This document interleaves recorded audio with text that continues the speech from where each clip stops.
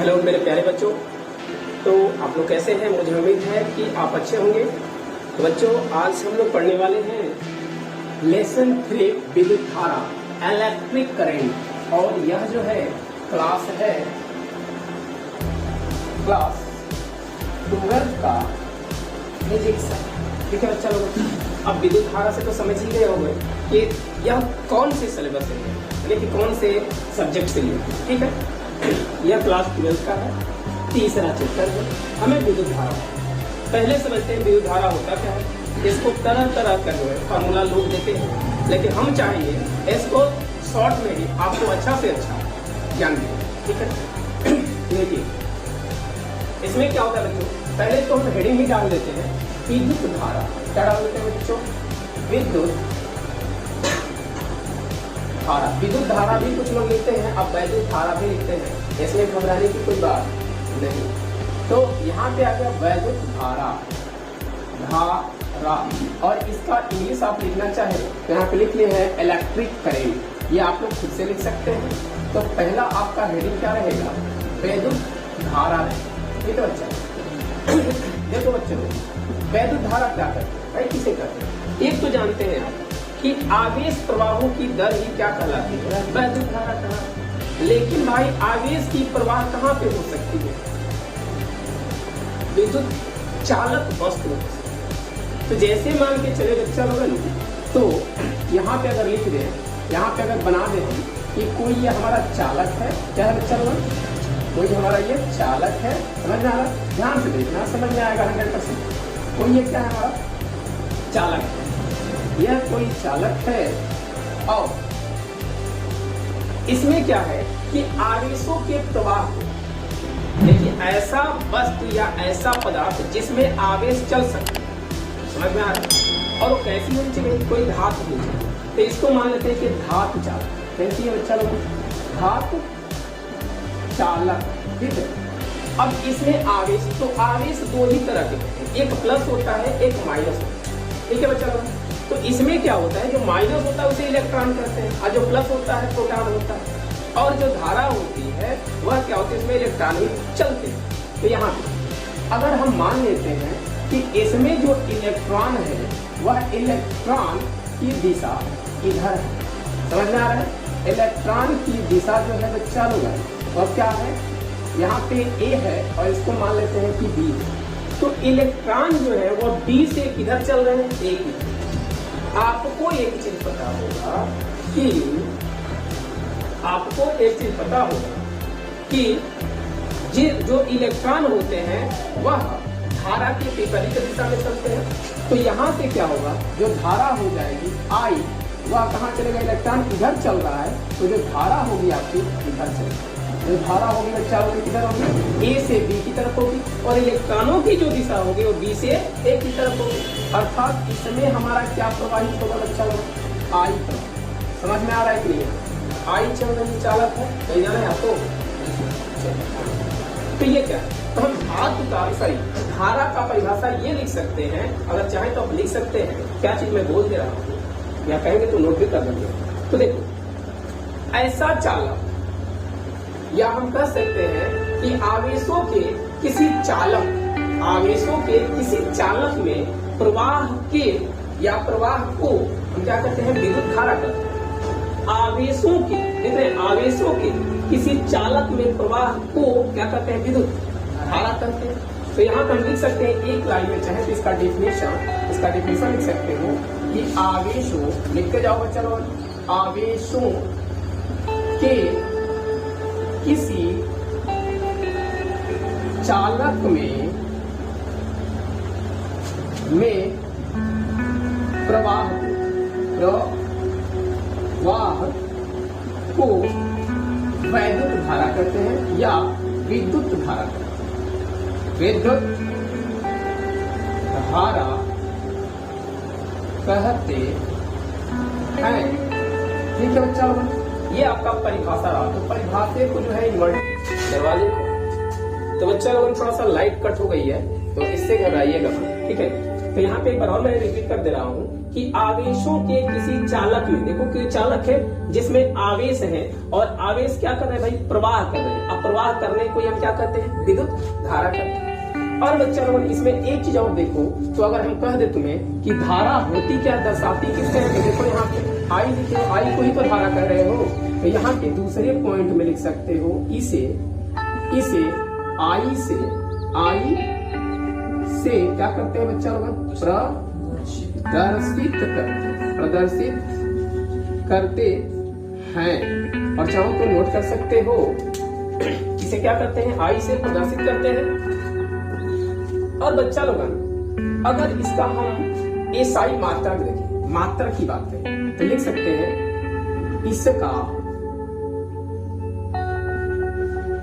इसका एसआई का मतलब होता है इंटरनेशनल सिस्टम, यानी कि अंतरराष्ट्रीय पद्धति। इसे ये एमकेएस पद्धति भी कहते हैं। ठीक है बच्चा लोग, इसका एसआई मात्रक, एसआई जो मात्रक होता है बच्चों, वह क्या होता है, एम्पियर होता है, जिसे हम ए से प्रदर्शित करते हैं। तो एम्पियर है इसका क्या है बच्चों, एसआई मात्रक एम्पियर है।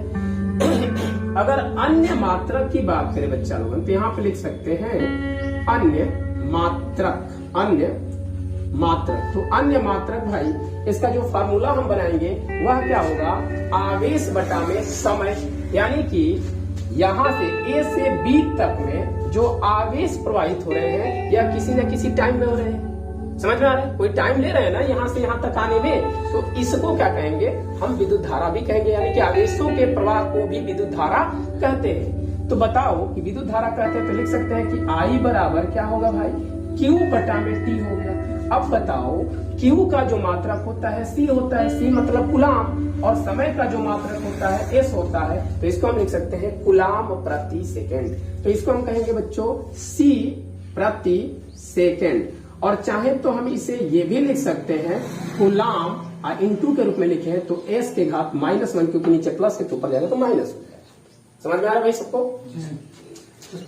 और देखो चलो, अगर हम मान लें कि यह जो हमारा चालक है, इसमें जो धारा प्रवाहित की जा रही है वह टी समय तक दी जा रही है। कितने समय तक, समय जो है वह समय की अगर बात करें तो टी समय हो गया।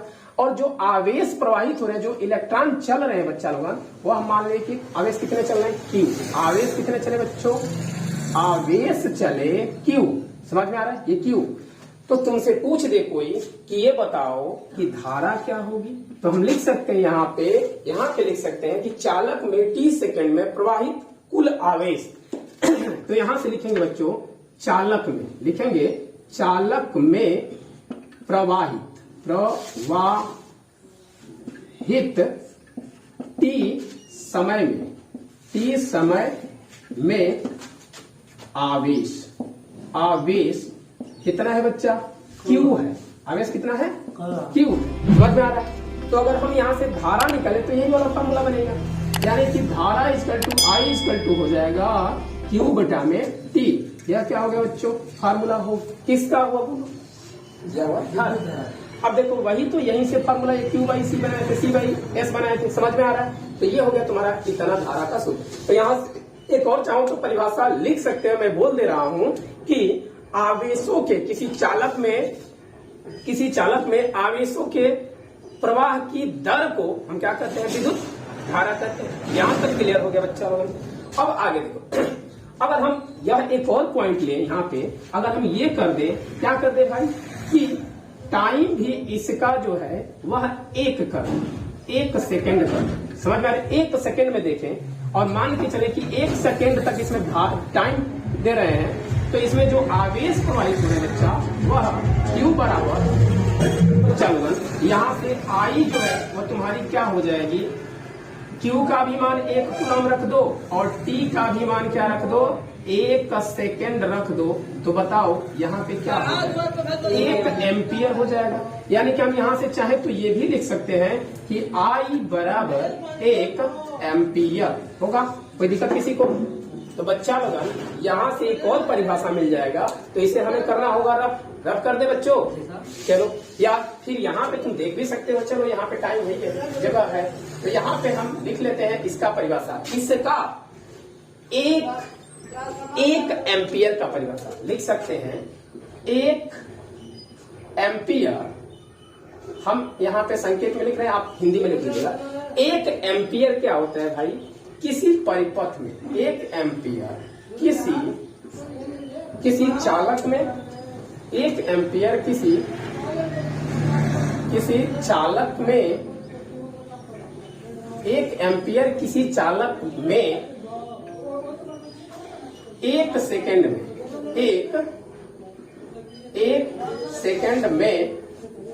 एक सेकंड में एक कूलाम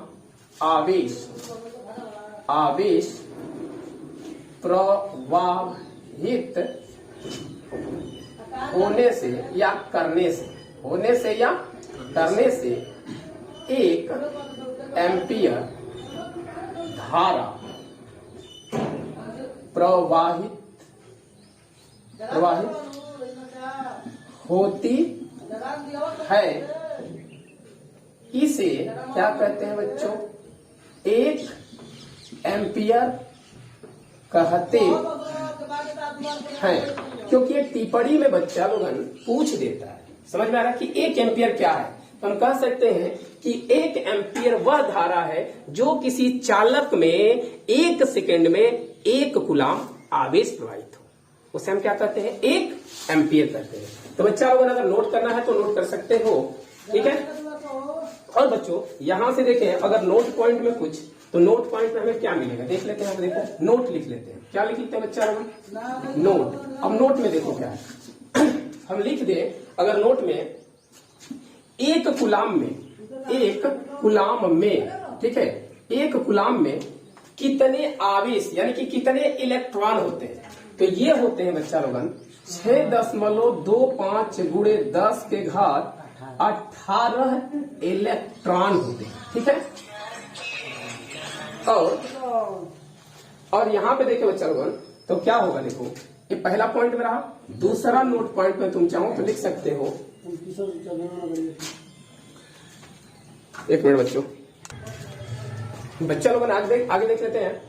इसमें देखिए इतना तो हो गया। अब बताओ, कोई ये कह दे तुमसे कि एक इलेक्ट्रॉन जो है वह कितने कूलाम के बराबर होती है, यानी कि एक इलेक्ट्रॉन का आवेश कितना होता है बच्चों, तो ये हम कह सकते हैं कि 1.6 गुणे 10 के घात -19 कूलाम होता है। 1.6 गुणे 10 के घात -19 कूलाम होता है। लेकिन बच्चे यहाँ पे अगर देखा जाए मान भी क्या है,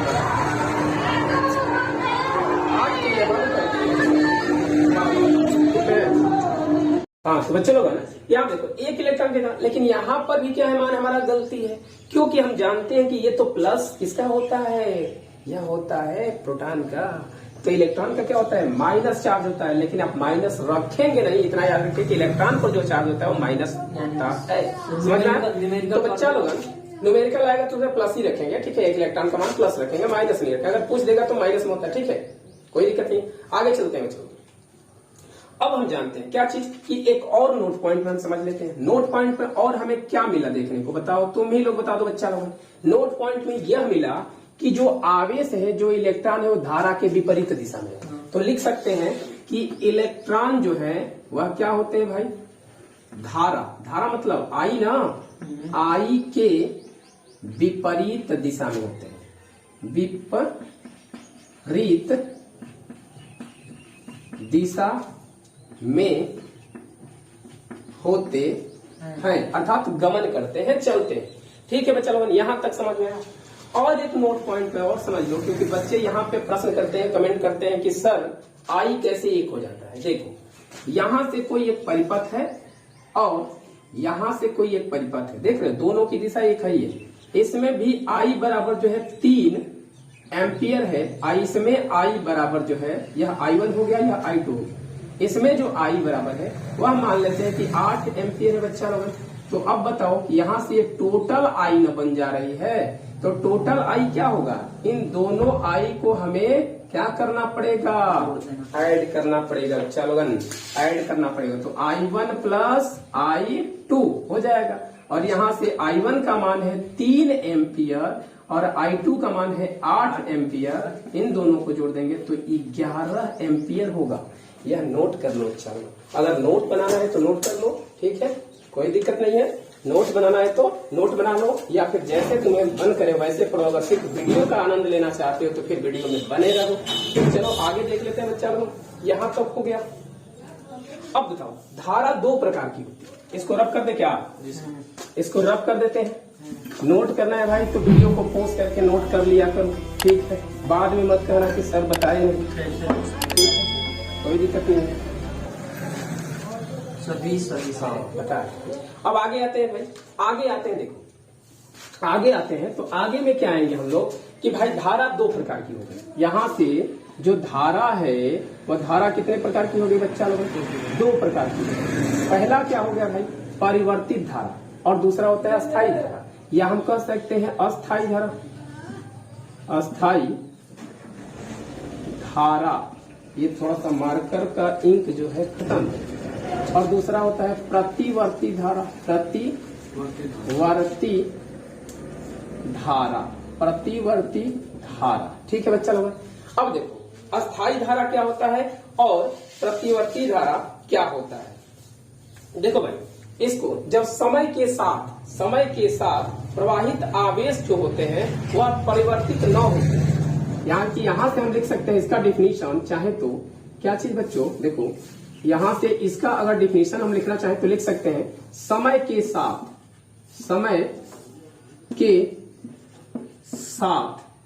चालक में, किसमें, चालक में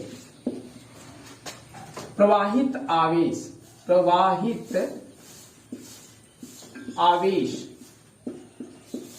परिवर्तित न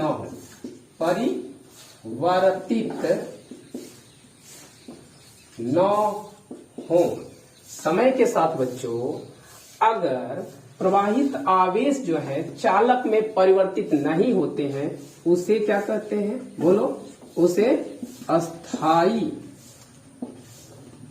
धारा कहते हैं। अस्थायी मक्खी कहां से है, अस्थायी धारा कहते हैं। समझ में आया। अब बताओ प्रतिवर्ती तो धारा क्या हो जाएगा। तो प्रतिवर्ती धारा में हम वही लिख सकते हैं कि आवेश की जो दर है वह समय के साथ बदल जाए। आवेश की जो दर है, समझ में आ रहा है बच्चा लोगों, इसको लिख सकते हैं कि आवेश मतलब किसमें, किसी चालक में। तो आवेश की दर समय के साथ क्या हो जाएगा बच्चा लोगों, समय के साथ परिवर्तित हो जाए, परिवर्तित हो जाए उसे क्या कहेंगे, बोलो, उसे प्रतिवर्ती धारा कहते हैं। प्रतिवर्ती धारा कहते हैं,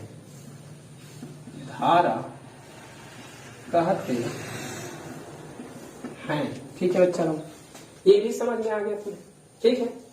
अब बताओ, तो प्रतिवर्ती धारा, ये अस्थायी धारा तो तुम्हारा हो गया कि I बराबर क्या था भाई, आवेश बटा में समय। अब बताओ, जब धारा प्रतिवर्ती होगी यानी कि बदलेगी तो I क्या हो जाएगी भाई, सूक्ष्म समय लोगे यानी कि dt लोगे, और dt में जो धारा होगा, जो आवेश होंगे वो भी क्या हो जाएंगे, बदल जाएंगे ना। तो यहाँ पे हो जाएगा क्या चीज, dq।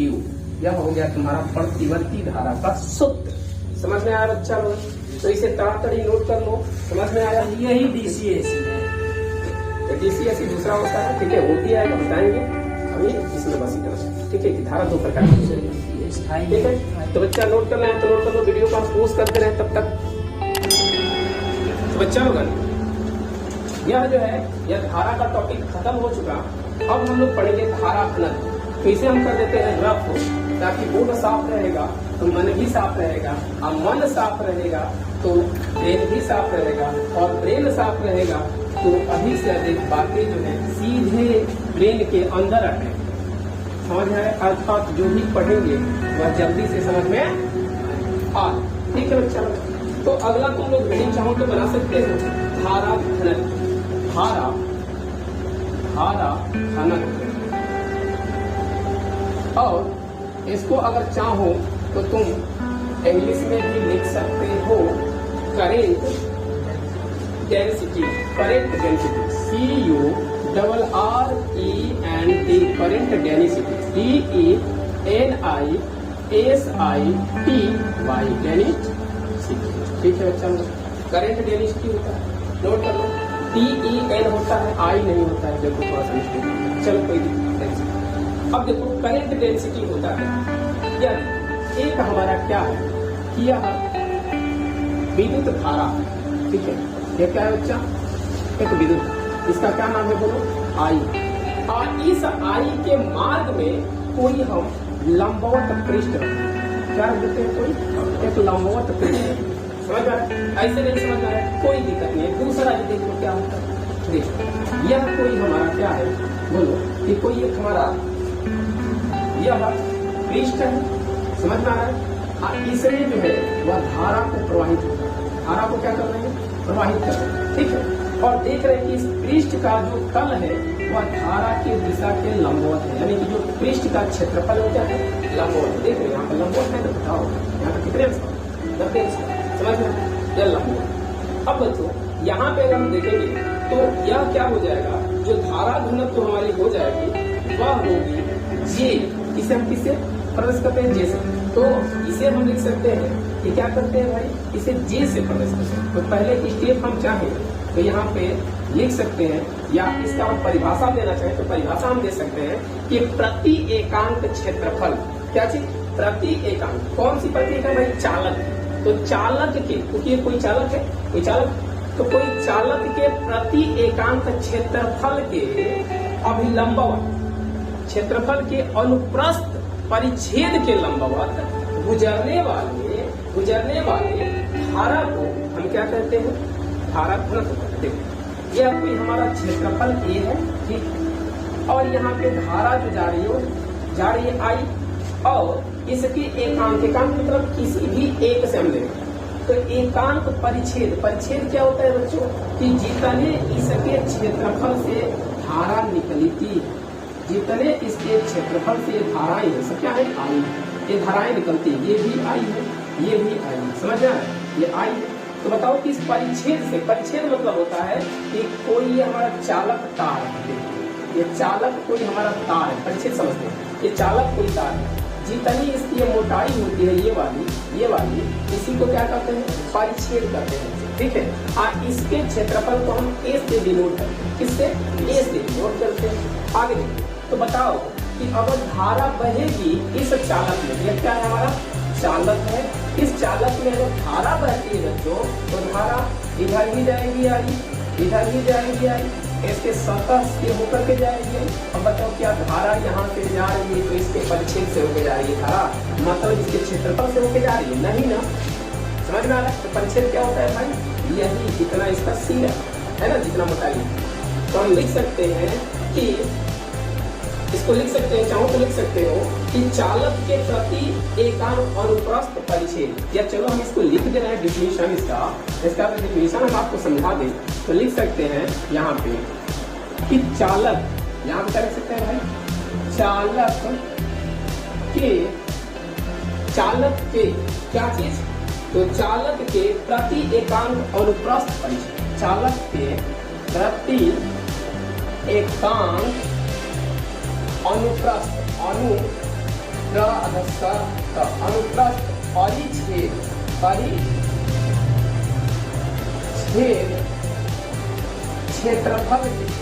क्षेत्रफल के अभिलंबवत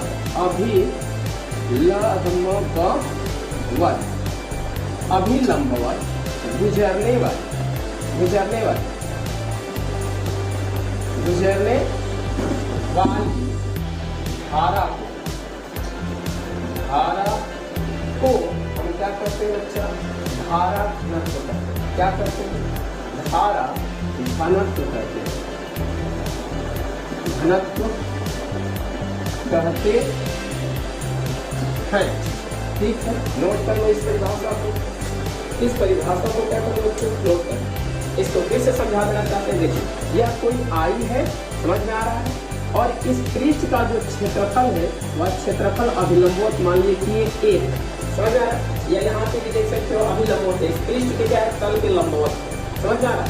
तो तल के लंबवत यह ए है पृष्ठ का क्षेत्रफल। तो इस क्षेत्रफल के परिच्छेद से जितनी धाराएं गुजरेंगी, जितनी धाराएं निकलेंगी, समझ में आ रहा है, उसी को जितनी धाराएं निकलेंगी या जितनी धाराएं गुजरेंगी उसी को हम क्या कहते हैं, धारा घनत्व। इतनी बात समझ में आ गई क्या सबको?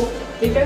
और देखो इसके बारे में हम लोग लिख सकते हैं क्या चीज कि इसे लिखना चाहे तो लिख सकते हो इसे जे से, कैपिटल जे लिखना, जे से क्या करते हैं बच्चों, प्रदर्शित करते, क्या करते हैं, प्रदर्शित करते हैं। इसे क्या करते हैं, जे से प्रदर्शित करते हैं। ठीक है। और लिखना चाहो तो लिख सकते हो यह एक कैसी राशि है, सदिश राशि है, क्योंकि इसमें दिशा है ना, तो लिख सकते हैं इसे यह लिख सकते हैं यह एक सदिश राशि, सदिश राशि है। ठीक है। अगला में हम लिख सकते हैं क्या चीज कि इसका जो एसआई मात्रक होगा वह क्या होगा, तो लिख सकते हैं इसका एस आई मात्रक क्या है। एस आई मात्रक अगर देखो तो अच्छा लगा, तो इसका एस आई मात्रक जो होगा वह क्या होगा, तो इसके लिए पहले सूत्र को बनाना चाहो तो लिख सकते हो जे बराबर आई, क्योंकि इस पृष्ठ से क्या गुजर रहा है, धारा गुजर रही है। अब बटा में कहाँ से गुजर रही है, इसके क्षेत्रफल से गुजर रही है। तो धारा का जो मात्रक लोग अच्छा लगन, वह धारा का मात्रक एम्पियर होता है ना, और क्षेत्रफल जो है तो क्षेत्रफल का मात्रक मीटर स्क्वायर होता है। तो यहाँ पे क्या लिख सकते हो, मीटर स्क्वायर होता है, तो लिख सकते हो इसका एसआई मात्रक मीटर स्क्वायर होता है। ठीक है बच्चा लोग, नोट कर लो। और अच्छा देखो, अगर इसकी बात करें बीमा की, तो जो इसकी बीमा होगी, इसकी क्या होगी बच्चा लोग, बीमा। अगर इसकी बीमा की बात करते हो तो जो बीमा हो जाएगी वह क्या हो जाएगी भाई, बीमा इसकी हो जाएगी। बीमा को हमेशा कैपिटल लेटर में लिखते हैं, स्मॉल में लिखोगे पाप लगेगा तो फिर क्वेश्चन गलत हो जाएगा, नंबर नहीं है। तो इसका जो ए है, और ए किसमें नापा जाता है, एम्पियर में ही नापा जाता है। तो इसका हो गया ए। और मीटर का क्या होता है भाई, देखो मात्रक कैसे बीमा बनाते हैं। ए का शॉर्टेस्ट फॉर्म होता है बीमा, तो ए का को जो दर्शाते हैं यानी कि एम्पियर को ए से ही दर्शाते हैं। और बटा है, ये बटा लिख लो, और देखो एम है, और एम मीटर होता है, मीटर को लंबाई में लेते हैं, इसलिए हम ए में लिख देंगे कैपिटल ए, और एन का घात 2। अब इसको जब ऊपर लेके जाएंगे तो ये हो जाएगा ए इंटू क्या होगा, एन के पावर -2 के नीचे प्लस तो ऊपर माइनस। और हमेशा जो बीमा को हम किसमें लिखते हैं, बड़े ब्रैकेट के अंतर्गत। तो यहाँ पे बीमा लिख लोगे तो ए और एल के घात -2 हो जाएगा। समझ में आया? और इसका कुछ बात करें तो क्या हो जाएगा भाई, ये देखो सदिश राशि क्यों है, सदिश राशि इसलिए है कि जो इस धारा घनत्व की दिशा है वह विद्युत धारा की दिशा में, इसमें विद्युत धारा लिख सकते हैं इसकी दिशा, क्या लिख सकते हैं, इसकी या इसका कर सकते हैं। इसकी दिशा कहाँ होती है, धारा की दिशा में होती है, किसकी, धारा घनत्व की। समझ में आया बच्चा लोग, नोट कर लो पहले इसको। तो यह किसके लिए था, इस पृष्ठ के लिए था, या फिर जो लंबवत मानते हो उसके लिए सूत्र था धारा घनत्व। समझ में आ रहा है, कोई दिक्कत नहीं, नोट कर लो। यहाँ तक समझ में आया तो नोट कर लो, ठीक है। यहाँ तक समझ में आया तो नोट कर लो बच्चा लोग, ठीक है, नोट कर लो। तो देखो बच्चा लोग यहाँ पे नोट कर लिया, चलो देखो यहाँ पे क्या है, अब इसका मात्रक चाहो तो यहाँ पे लिख सकते हो, आई का मात्रक एम्पियर और क्षेत्रफल का मात्रक मीटर स्क्वायर, ये मात्रक। ये किसके लिए था, जब धारा लंबवत दिशा में गुजरेगी। अब ये भी सपोज करो कि अगर क्षेत्रफल और धारा की दिशा में कोई कोण बने, थीटा, समझ में आ रहा है, तब भाई धारा घनत्व तो क्या होगा, समझ में आ रहा है। तो यहाँ पे यह क्या है भाई, क्षैतिज में काम कर रहा है। अब क्षैतिज में हम क्या लेते हैं, कॉस लेते हैं। तो यहाँ पे हो जाएगा क्षेत्रफल ए है और एक ही तो क्षैतिज चल रहा है, तो यहाँ पे हो जाएगा कॉस थीटा। क्या होगा, कॉस थीटा। समझ में आ रहा है। तो जो धारा गुजरेगी वह किससे, इस पृष्ठ के ए कॉस थीटा से गुजरेगी। समझ में आ रहा है। तो यहाँ पे अगला पॉइंट में चाहो तो लिख सकते हो बच्चा लोग, जब लिख सकते हो क्या चीज, जब क्या चीज, आई व ए के, क्या चीज, आई व ए के बीच का कोण कितना हो, थीटा हो। तो थीटा हो तो जो जे होगा बच्चा लोगन वह क्या हो जाएगा, धारा तो वही है, धारा में तो कोई परिवर्तन हम किए ही नहीं, तो यहाँ पे आई हो जाएगा। समझ में आ रहा है। बटा में देखो क्या है, क्षेत्रफल में परिवर्तन हो गया, ए कॉस थीटा हो गया। तो लिख सकते हो ए कॉस थीटा। यहाँ तक किसी को कोई डाउट है तो भाई बोल सकता है। इसका भी मात्रक वही होगा, क्या चीज, एम्पियर प्रति मीटर स्क्वायर, क्योंकि कोण का तो कोई मात्रक ही नहीं हुआ। समझ में आया। अच्छा बच्चों लोगन, और देखो यहाँ पे और भी कुछ चेंजेस करें तो चलो यहाँ से एकदम आ जाओ, रास्ता पकड़ के इस साइड, ठीक है। अब यहाँ से अगर एक और प्रक्रिया करें, अगर इसे हम सदिश रूप में चेंज करना चाहें तो क्या होगा, समझ में आया। तो देखो इसको अगर पेरियड गुणा करोगे तो इसके बटा एक है, कैंचीदार गुणा करोगे इसमें, इससे तो आई है। तो यहाँ पे हो गया बच्चा लोगन आई इज इक्वल टू, ये क्या है, जे है, इसमें गुणा करोगे तो क्या हो जाएगा, जे और क्या होगा इंटू ए और क्या होगा बच्चा, कास थीटा हो जाएगा। एक आना तक तो किसी को डाउट ही नहीं होना चाहिए। समझ में आ रहा है, जहाँ तक मुझे उम्मीद है। अच्छा बच्चा लोगों याद रखो, याद करो कि तुम लोग पीछे जो है अभी आगे भी पढ़ोगे, जो सदिश का चैप्टर अगर थोड़ा बहुत पढ़े होंगे तो सदिश में क्या होता है कि जे ए और कॉस थीटा अगर हो तो इसे हम सदिश रूप में लिखना चाहें तो लिख सकते हैं वेक्टर जे इंटू वेक्टर ए। कोई दिक्कत किसी को। अब बताओ हम क्या करते हैं, इनसे के जगह पे इतना मान रख देते हैं तो ये हो जाएगा i is equal to vector j into vector a. या क्या हुआ हमारा, सदिश रूप हुआ। किस रूप में हुआ बच्चों, सदिश बोलो रूप में हुआ। अब बताओ यहाँ पे तो धारा ली है, तो धारा का तो मात्रक क्या होता है, एम्पियर होगा।